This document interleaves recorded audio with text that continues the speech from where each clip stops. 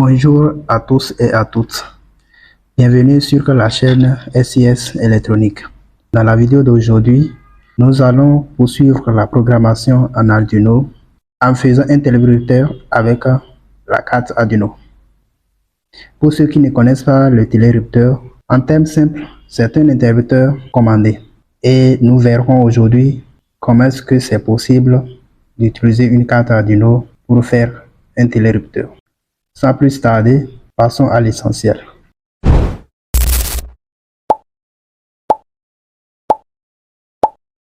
Voici donc la liste du matériel qu'on aura besoin pour cet exercice. Un protoboard, une carte Arduino Uno, les fils de connexion, une LED, deux boutons pour soi et puis 3 résistances. Passons maintenant au câblage. Pour le câblage, nous allons commencer par connecter les fils d'alimentation de l'Arduino vers le protoboard. Je prends le 5 volts ici. Je mets sur le protoboard là où il y a plus la ligne rouge.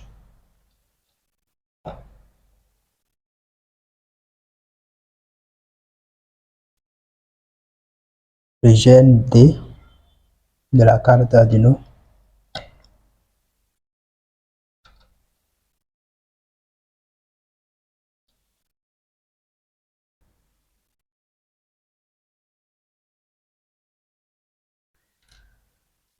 Je prends ma LED. Comme je vous l'avais dit dans la vidéo précédente, pour connaître la borne positive de la LED, nous la prenons, nous la regardons, ces deux pattes, les deux broches ne sont pas identiques. Il y a une broche qui est plus longue. La broche la plus longue, c'est l'anode de la LED. Donc,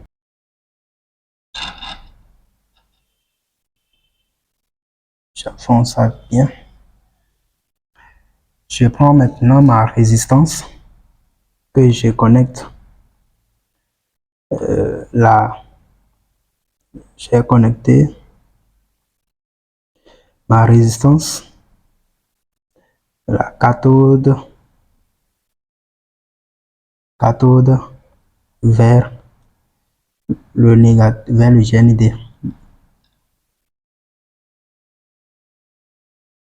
Maintenant, l'anode de ma LED, je connecte l'anode de ma LED sur une pin de l'Arduino. Ici, nous allons prendre pin 6, la LED. Nous allons câbler maintenant les boutons. Je prends le premier bouton que je mets ici.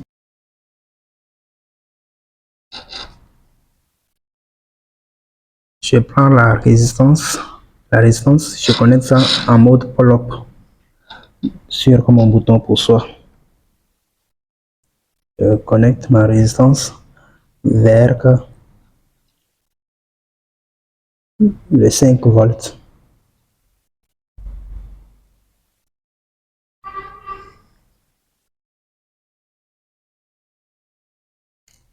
Et l'autre bout de la résistance va au niveau de GND, au niveau de la masse.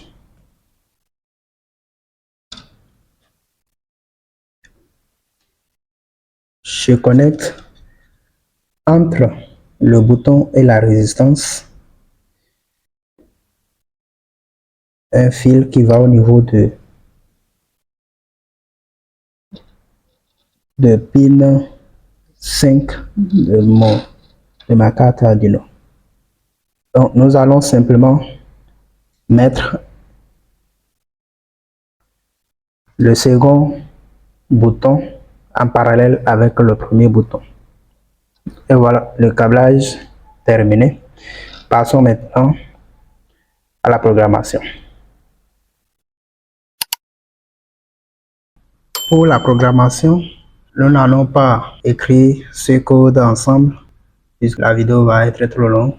Nous allons prendre un exemple que Arduino nous propose pour tester les composants.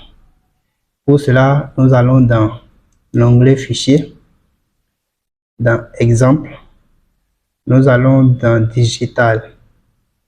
Nous prenons Debons. C'est cet exemple qui va nous servir à l'alimentation de notre case.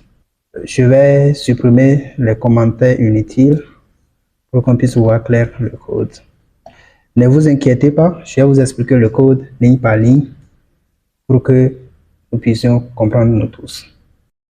Comme je vous l'avais dit dans la vidéo précédente, nous avons deux possibilités de déclarer les variables. Comme vous pouvez le constater ici, ils ont déclaré les variables en haut ici. J'avais dit qu'on avait aussi la possibilité de les déclarer directement, de les utiliser directement dans votre stop. Comme le code est un peu long, c'est mieux de déclarer d'abord toutes les variables avant de les utiliser dans le code. Alors, ici, la première variable est de type entier constant. Const int, c'est un entier qui est constant, qui a pour nom button pin. Et cette variable est affectée à la broche 2 de la carte Arduino. C'est ça qui signifie const int button pin égale 2. La deuxième variable ici, c'est notre LED.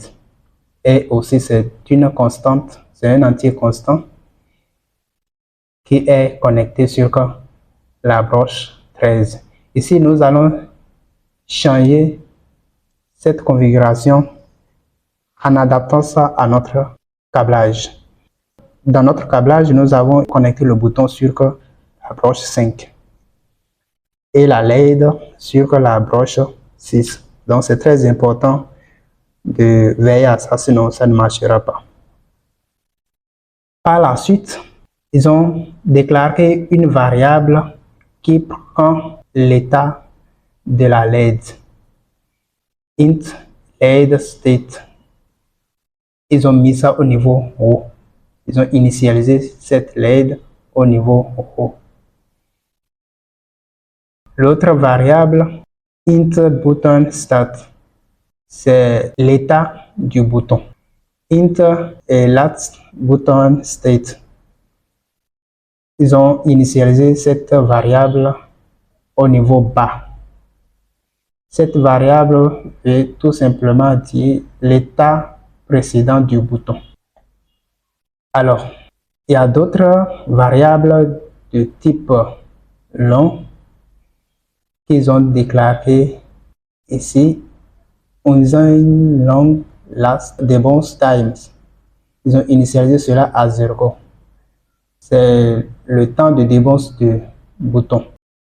Le délai du bouton, ils ont initialisé ça à 50. Nous passons dans Void Stop.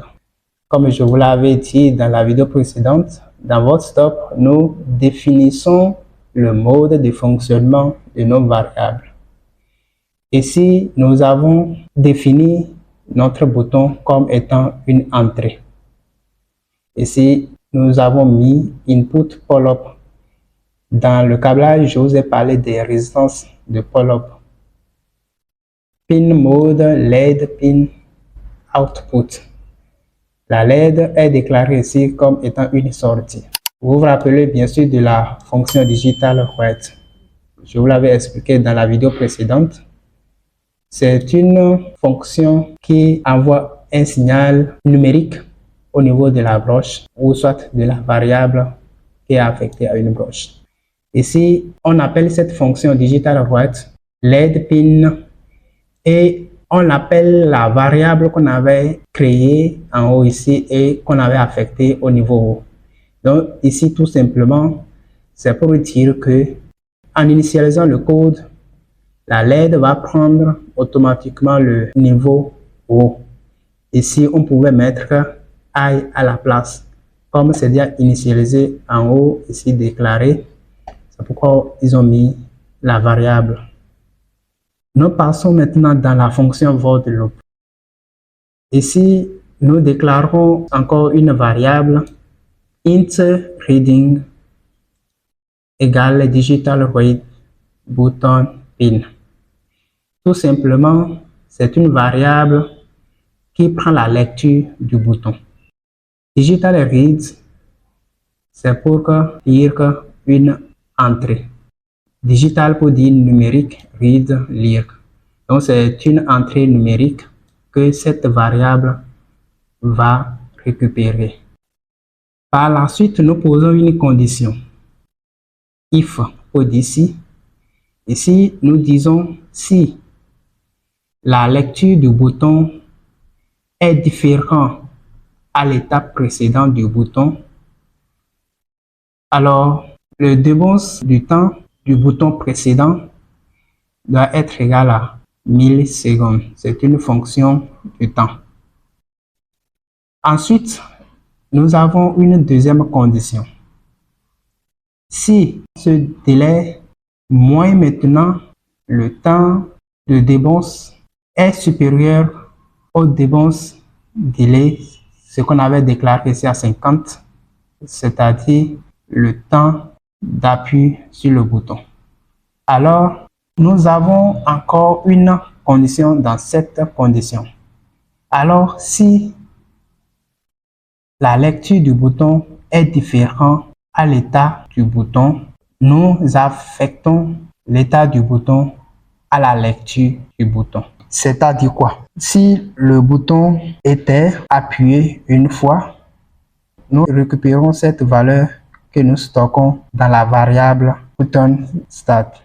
Lorsqu'on appuie encore à nouveau, maintenant, cette variable prend à nouveau la nouvelle lecture du bouton. Nous avons une condition dans cette même condition qui veut dire si le bouton Start est égal à I, c'est-à-dire si l'état du bouton est égal au niveau haut, alors l'état de la LED doit changer. Si la LED était éteinte, elle va s'allumer. Si elle était allumée, elle doit s'éteindre.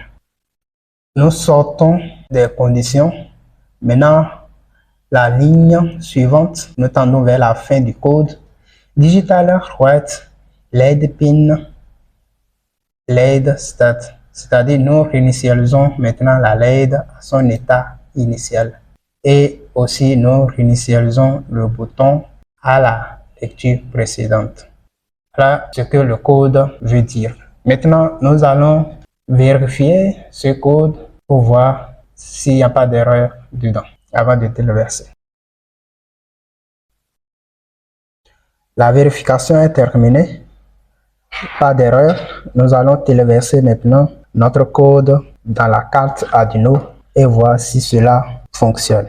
Avant de téléverser, comme d'habitude, on va dans Outils pour vérifier si le type de la carte est bien coché. Ici, nous avons Arduino Uno. C'est bien sûr ça qui est coché. On vérifie également le port. Ici, le port est détecté comme 3. Arduino Uno. Tout est bon. Nous pouvons maintenant téléverser notre code. Le téléversement est terminé. Passons maintenant au niveau de notre câblage pour voir si cela fonctionne. Et voilà, notre programme fonctionne correctement. Lorsque nous appuyons sur le bouton, la LED s'allume, on appuie sur le même bouton, ça s'arrête. On vient sur le second bouton, on appuie, ça s'allume. On peut appuyer là aussi pour éteindre. On peut encore appuyer là pour allumer. Sur l'autre bouton, si on appuie, ça doit s'éteindre. Voilà, c'est le fonctionnement de télérupteur que nous avons réalisé comme ça. Et nous pouvons tout faire avec un Arduino.